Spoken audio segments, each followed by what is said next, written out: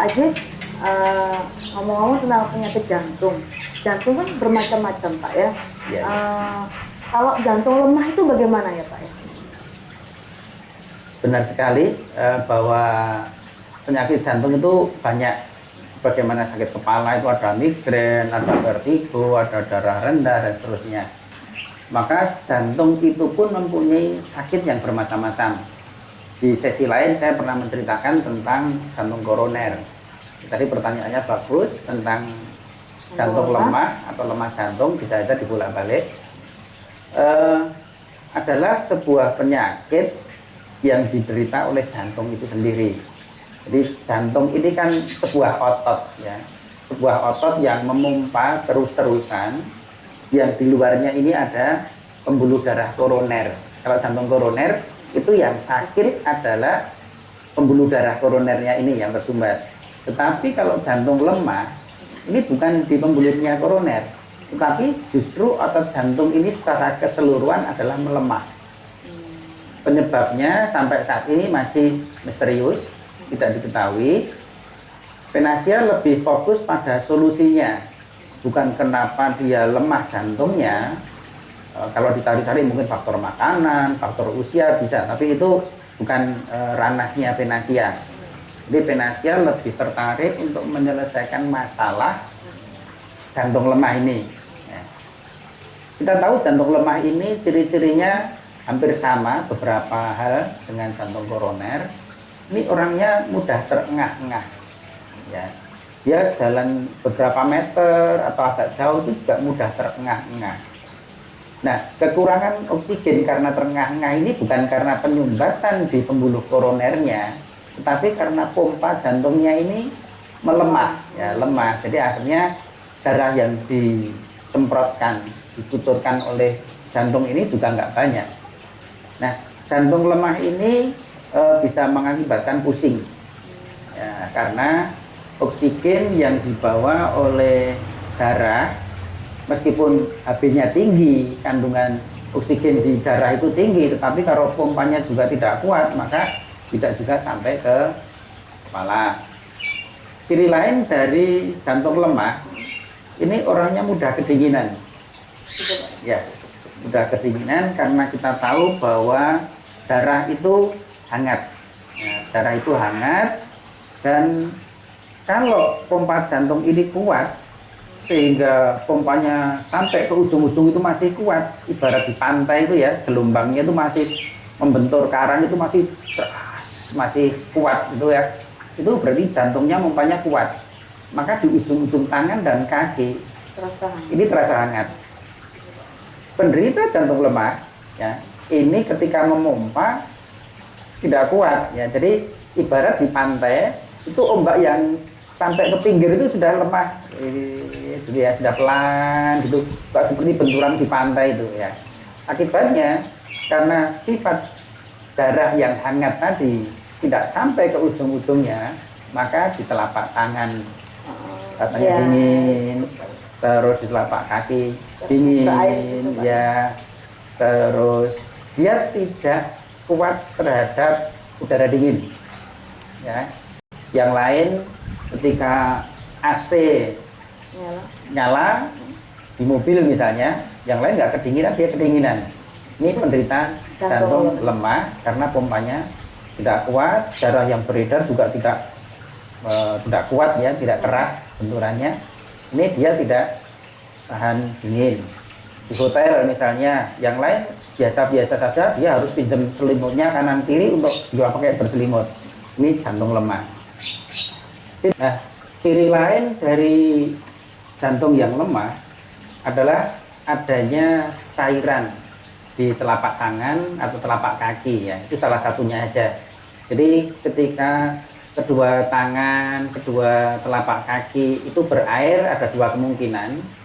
Itu mengenai saluran limfatik ya, di ketiak atau di paha bagian dalam itu bermasalah, atau mungkin dia jantung lemah. Jadi nanti di wawancara dulu akan ketahuan apakah telapak tangan yang berair itu karena kelenjar getah bening di bagian ketiak yang bermasalah di muaranya itu, ataukah dia lemah jantung Nah, cuman salah satu ciri lemah jantung itu juga tangannya berair. Ini karena pompa yang lemah sehingga aliran cairan limfatik dengan aliran darah ini nggak imbang. Karena pompa jantung yang lemah akibatnya darah yang dipompa sedikit, sedangkan yang di aliran cairan limfatik ini tetap. Jadi akhirnya lebih banyak yang beredar yang di cairan limfatik, sehingga akhirnya telapak tangannya yang berair. Tapi tangan yang berair ini juga bisa terjadi bukan karena jantung yang lemah, tapi karena memang orang bermasalah dengan di muara dari kelenjar getah bening di ketiak. Kasus lain lagi adalah ciri-cirinya tentang jantung lemah. Ini gampang terkejut ya. Jadi gampang terkejut itu sebenarnya bukan jantung koroner, tapi jantung lemah. Sarafnya lemah dan sensitif. Ya. Ini juga disebabkan oleh jantung yang lemah. Pada seseorang penderita sakit jantung bisa terjadi komplikasi seperti sakit kepala misalnya. Ketika seseorang sakit kepala itu bisa juga dia mengalami migrain, tapi juga mengalami vertigo, juga mengalami sakit kepala yang rasanya berat bisa. Nah, ciri lain dari lemah jantung itu mudah berdebar ya, mudah terkejut. Jadi kalau ada yang mendengar pintu tertutup agak keras, kemudian dia berdebar-debar, atau dikagetin teman, kemudian dia berdebar-debar dan tidak kunjung selesai, itu menunjukkan jantungnya lemah. Tapi kalau disentak, dikagetin teman, kemudian berdebar-debar, kemudian cepat hilang, itu wajar. Tetapi kalau akhirnya tidak segera selesai, berkelanjutan terus, itu berarti jantungnya bermasalah, jantungnya lemah. Nah, pada penderita sakit jantung itu saya ibaratkan orang sakit kepala. Orang sakit kepala itu juga bisa komplikasi antara migrain, vertigo, darah rendah, atau kepala yang berat. Maka pada sakit jantung pun orang bisa menderita beberapa jenis sakit jantung. Bisa dia menderita sakit jantung koroner sekaligus jantungnya juga lemah. Nah, jadi selain dia terasa nyeri, diremas di dada kiri, di punggung kiri sebagai ciri jantung koroner, dia juga merasa gampang terkejut, gampang terengah-engah. Nah, gampang terengah-engah ini bisa dari jantung koronernya atau jantung lemahnya. Jadi intinya tiap orang itu bisa terjadi komplikasi penyakit pada organ tubuhnya. Pada sakit jantung bisa terjadi komplikasi jantung koroner, jantung lemah, bengkak jantung, dan jenis-jenis aritmia atau saraf yang bermasalah pada jantungnya.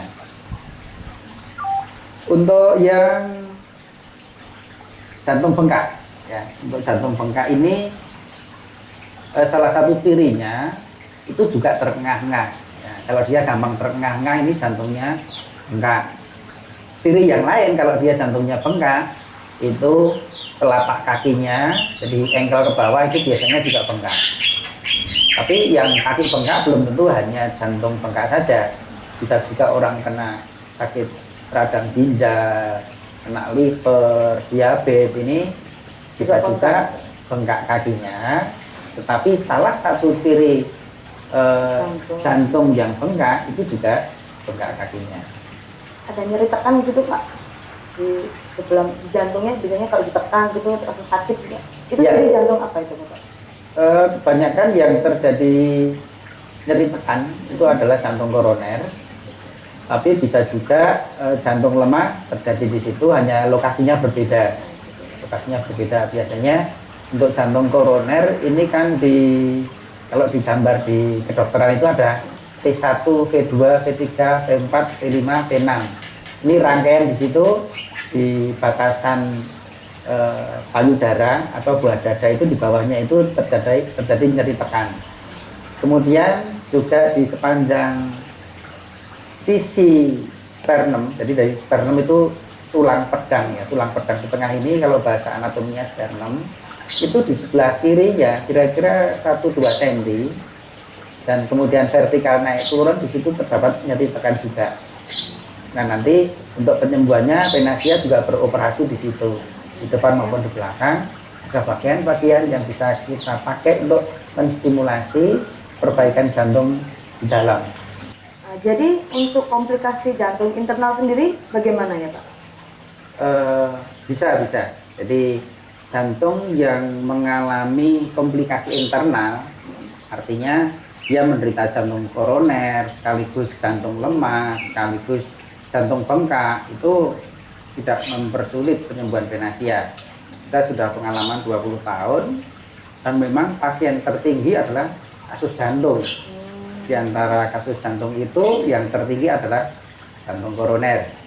Jadi paling-paling hanya membuat terapi penyembuhannya lebih lama dibandingkan kalau dia tidak mengalami komplikasi. Tapi kalau komplikasi ya sabarlah, karena beberapa hal yang harus diselesaikan.